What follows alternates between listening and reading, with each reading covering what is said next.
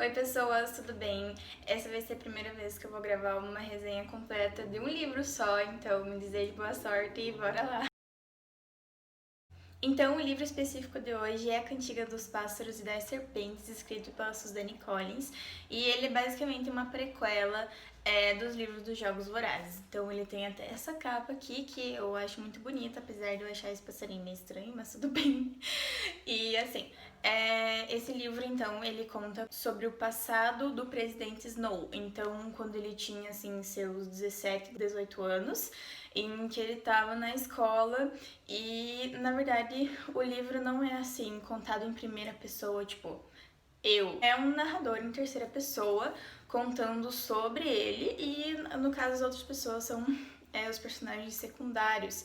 E aí, aqui nesse livro, explica por que lá no futuro o presidente Snow é considerado assim, pelo menos pelos rebeldes e pelas pessoas mais pobres, ele é considerado uma pessoa horrível e ele é uma pessoa horrível porque aqui mostra o porquê. Então, assim, esse livro eu sei que dividiu muitas opiniões no mundo do Booktube, principalmente.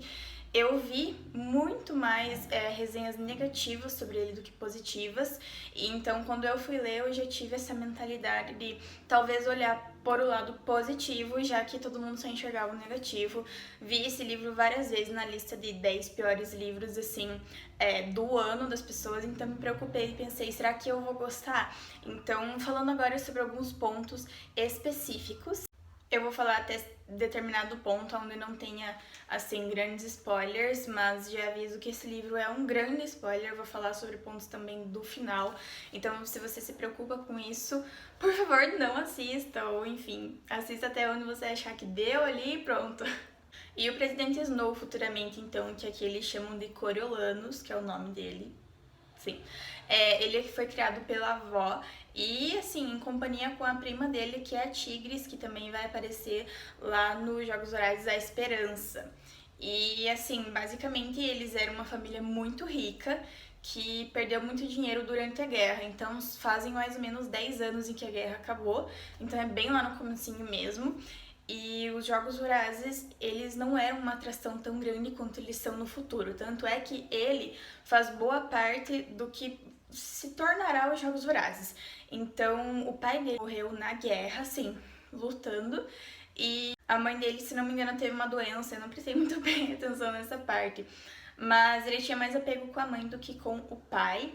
E assim, a avó dele é uma pessoa extremamente, assim, amor à pátria, que no caso eles não consideram o país inteiro. Quem mora na capital tipo assim, reconhece apenas como morador da capital, e todo mundo que é dos outros distritos, eles quase não são considerados humanos, eles são tratados como animais, tanto no modelo geral da coisa quanto dentro dos Jogos Vorazes, e ele não tem absolutamente nenhuma influência do que seria o lado dos rebeldes, porque ele não teve a convivência com pessoas de distrito. A única pessoa que ele conviveu mesmo é o Sejanus, que é um... Quer dizer, ele não considera um amigo dele, mas ele seria como se fosse assim...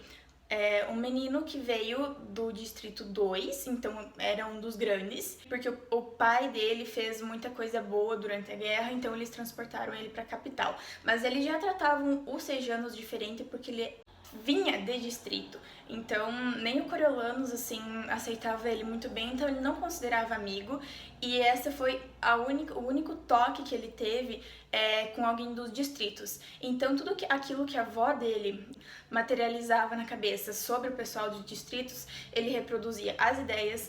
Não tem como você cobrar alguma coisa de um personagem se ele nunca teve contato com o outro lado. Ele também nunca procurou saber, e todas as coisas que ele fazia, assim, que você olha e pensa, meu Deus, isso é totalmente errado, ele não sabia disso, porque ele nunca teve contato.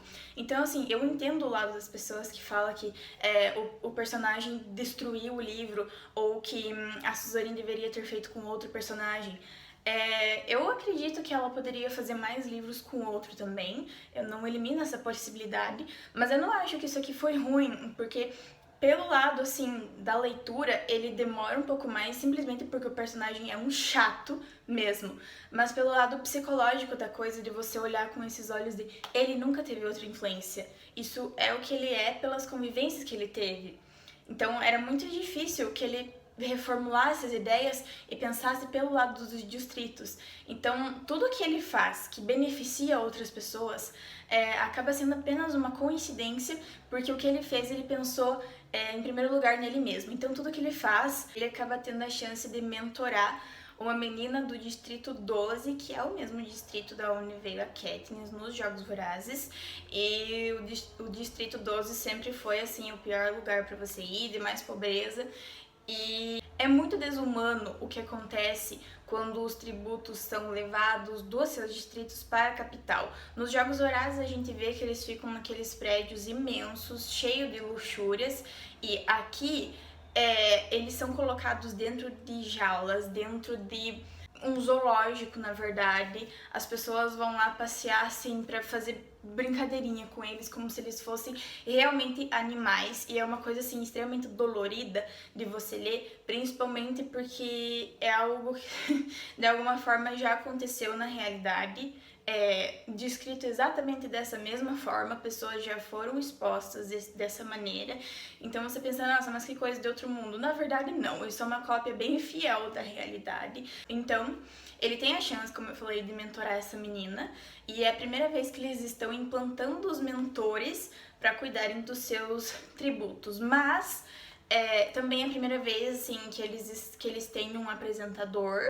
A ideia, assim, de você poder patrocinar um tributo foi a ideia do Coriolanus, e ele fez como se fosse, assim, um projetinho de escola, porque ele acha que essas coisas são normais. Ele nunca, nunca, nunca pensa nos outros, ele só pensa nele mesmo. Tanto é que ele se apaixona pela menina do Distrito 12, que ele está mentorando, e ela vence os Jogos Vorazes. Pronto, é isso. Mas absolutamente nada de bom ocorre com ela depois disso, assim. Ela não recebe remuneração, nem quase as pessoas, assim, do distrito dela nem sabem que ela foi direito pra lá, porque até então eles não eram obrigados a assistir os Jogos Vorazes. A maioria das coisas, futuramente, que está implantado nos Jogos Vorazes foi ideia dele, em que ele fazia projetinhos porque ele queria se safar, ele queria uma faculdade, ele não tinha mais dinheiro. E ele fazia esses projetinhos para a mulher que naquela época era a dona de tudo. Então ela era uma mulher péssima, inclusive eu acho que ela é pior do que ele. Ela dá explicações para ele, assim, de coisas da vida, de filosofias que são horríveis, de que você tem que manter os jogos porque isso vai manter a paz, você tem que manter o controle porque senão você vai ser destruído pelos distritos, pelos rebeldes. É uma coisa repugnante de você ler. Outro ponto que, digamos assim, é o que mais me incomoda em tudo isso, é o fato de que ele não tem sentimentos, mesmo sabendo que a coisa que ele fez talvez tenha sido errada. Então, como eu falei, ele não tem muita noção, assim, ele se perde nos pensamentos, é uma coisa, assim, bem engraçada de você ler, porque não bate com aquilo que você pensa, na verdade. Se você pensa igual ele, por favor, pare. É muito estranho, porque ele faz as coisas, ele trai os amigos dele, ele trai a própria namorada, tudo isso, e ele simplesmente não dá bola depois. Ele não liga, ele não tem sentimentos.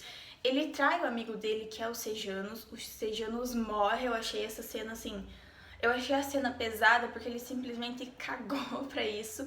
E depois ele acha que ele vai ser morto também, porque acha que vai descobrir alguma coisa que ele fez lá.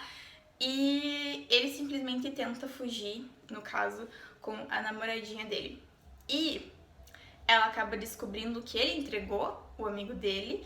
Ele quase que tenta matar ela no meio do mato. Ele volta, assim, da fuga e ele ainda é quase condecorado. Ele vai ser parceiro de monitor dos jogos, assim, de uma coisa gigante.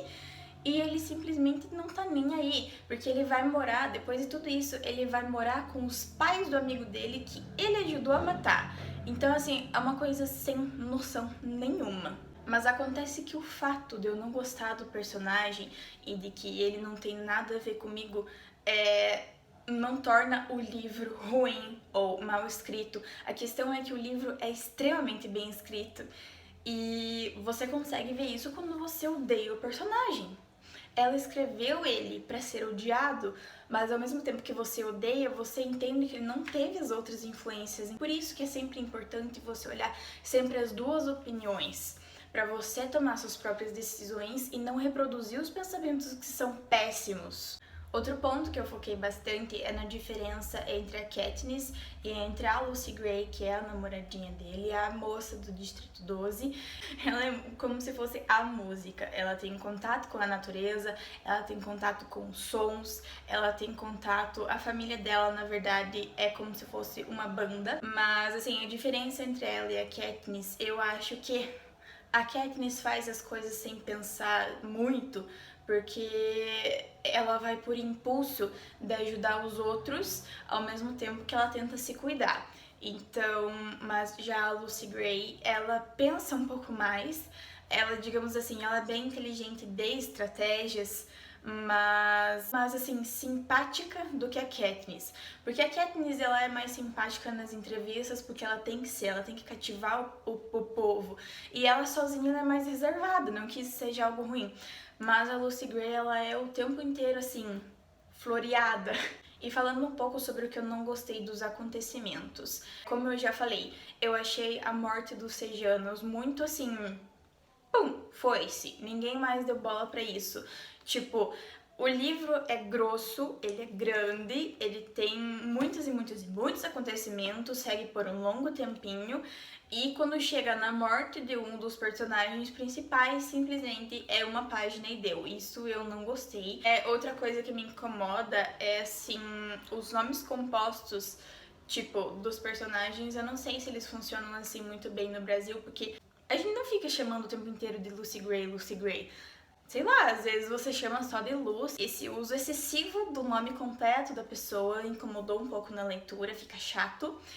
É outra coisa. Eu não sei se é a minha falta de experiência, mas teve um acontecimento que eu achei totalmente desnecessário. No Distrito 12, quando eles estavam momentaneamente no Distrito 12, eles levavam, assim, gelo nos bolsos quando eles iam passear e o gelo não derretia. O bendito do distrito é o mais quente que tinha e eles conseguiam levar o gelo dentro do bolso. O gelo nem no saquinho na mão não ia ficar de boa, eles levavam no bolso da calça, no bolso do vestido e não derretia. Achei que não ficou assim verossímil, ficou meio estranho. E eu não tentei trazer assim todos esses acontecimentos em ordem. Eu até fiz o meu planejamento dos pontos que eu precisava falar sobre, mas... falei assim meio salteado, talvez não tenha ficado organizado, mas no geral é isso. Eu simplesmente não entendi alguma das coisas que aconteceu no final, porque agora spoiler gigante, por favor, não ouça, não veja.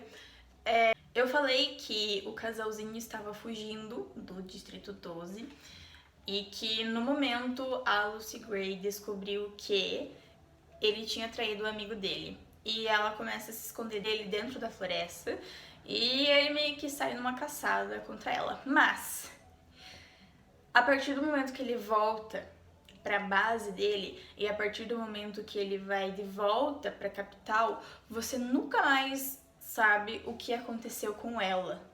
Você não tem ideia se ele acertou ela dentro daquela floresta, ou se ela voltou para a banda musical dela no Distrito 12, ou se ela conseguiu chegar até o Distrito 13.